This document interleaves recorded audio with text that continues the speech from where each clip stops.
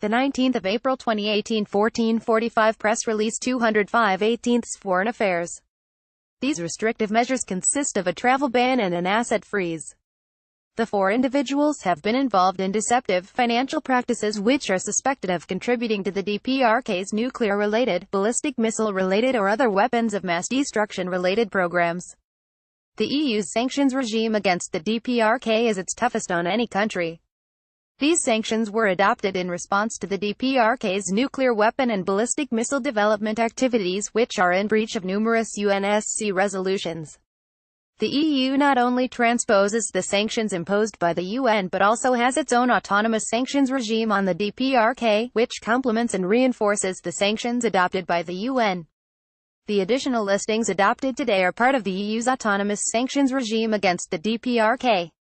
The decision brings the total number of persons listed autonomously by the EU to 59.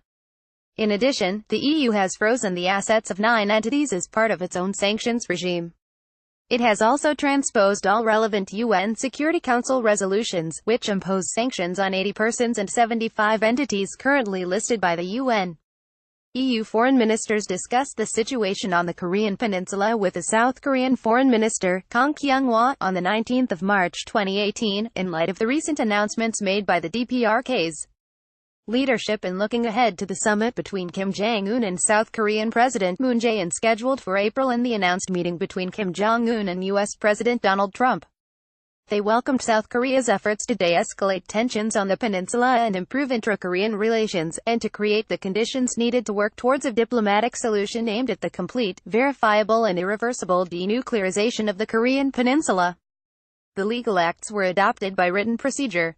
They include the names and specific reasons for listing and will be published in the official journal of the 20th of April 2018. Download as PDF.